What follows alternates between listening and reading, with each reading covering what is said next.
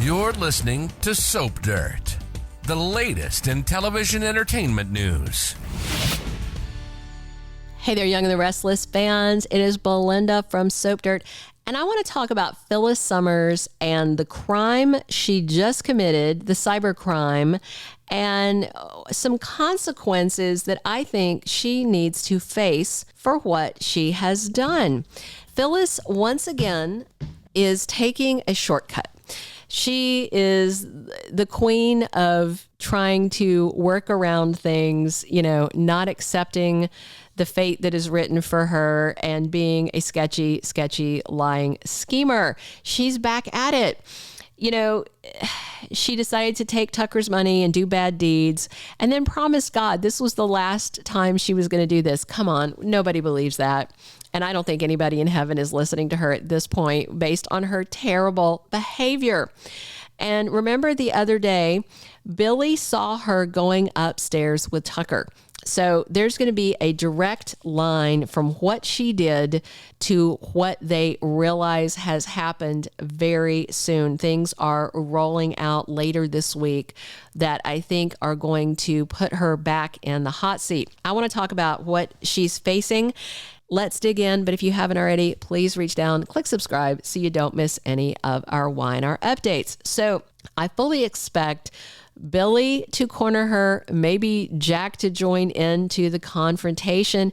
And how is she going to explain that she followed Tucker upstairs? She's been staying at the GCAC, I think, so she can just say, oh, we just happened to walk up at the same time. Nobody's going to believe that. She could always lie and say, okay, you caught me. We're sleeping together, and Tucker would probably say, yeah, sure, I don't think he would bust her out because he doesn't want her to blab about his role in this, but I'm certain that she will. I mean, that's the only reason that you follow a man upstairs at a hotel, right? Hacking and sex. So on Thursday, the official spoilers this week say Diane finds out a shocking thing. And I wonder if she is going to be the one that notices there is money missing from the Jabot accounts. That same day, there's a spoiler that says Tucker hits back at Jack. Then on Friday, Phyllis is faced with Jack and she is standing firm. I wonder if she is lying and denying, which is her usual modus operandi. That same day, Billy has to defend himself, and I wonder if that's against accusations that he has stolen Jabot money. He knows he didn't do this, but he's been fiscally irresponsible in the past, so it's kind of the perfect setup that Tucker has done. Then there's two undated spoilers relevant to this. One of them is Billy threatens Tucker, and another is that Jack is deceived at work. And so I think he feels like he is being deceived by Billy, but he's really just being deceived by Phyllis and Tucker. So I expect that Billy and Jack, if Billy can get Jack to listen to reason and he can convince him, look, I promise this is not me. This is Tucker. We knew he was coming for us. I think that they are rapidly going to figure out the trail leads back to Phyllis. I think, Jack already saw Phyllis talking to Tucker, and that was the conversation. I think that the same conversation where he's like, look, you're still dead to me. She said, I can't remember if he said that to her there after she was talking to Tucker, or maybe I think it was in the park, because she tried to be all like chummy, like, hey, Jack, how's it going? And he just roasted her. And then Daniel walked up and said, well, you had that coming, which I thought was pretty funny.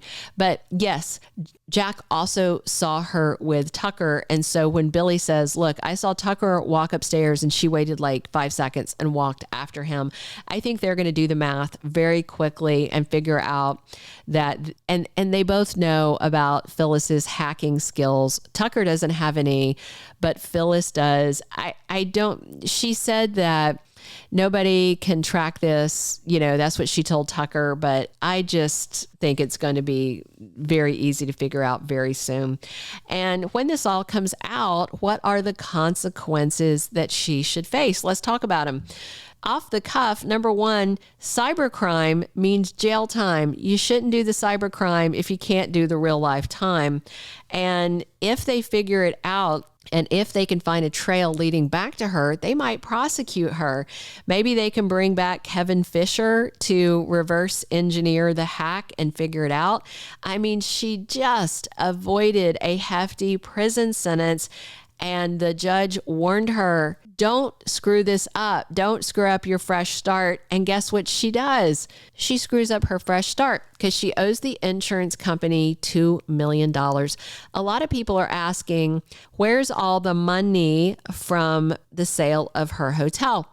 Well, if you remember, or if you don't, she paid her partner in crime half of that money. As part of her whole agreement with Jeremy Stark, she gave him half of her assets. And what's frustrating to me is, okay, she can hack into Jabot's accounts and she can hack into Billy's accounts and she can move money around, but she can't hack into Jeremy Stark's account and get her money back, the half that she gave him.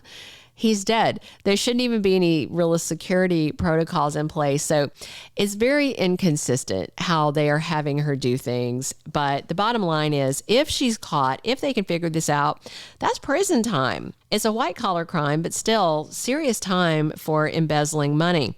The second consequence I think she's going to face is that Daniel and Summer are going to tell her, forget it. You kept saying you were going to change. You didn't change. You screwed over the Abbotts. You conspired with Tucker. We don't want you around. So they may just tell her, look, you're dead to us too. That would be a pretty severe consequence, but I could totally see them doing it. The third thing is a full-on Abbott campaign of hate. I mean, you don't want one of the most powerful families in Genoa City coming for you. And I think word's going to spread, and the Newmans might join in because they have no love for Tucker and they don't trust her, and she's a loose cannon.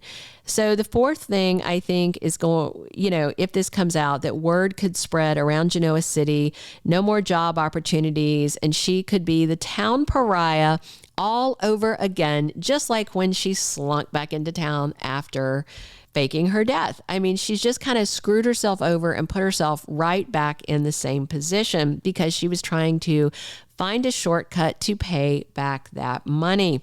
And the fifth thing is, I just think she's going to have nobody left in her life. She's going to have Danny Romalotti. He's coming back soon, and he's not going to hate on her about this. He should, but he's not gonna, based on false spoilers. And then she's got Tucker. Wow, what a prize. Phyllis has just taken this fresh start, this clean slate she had, and she's taken a giant poop on it.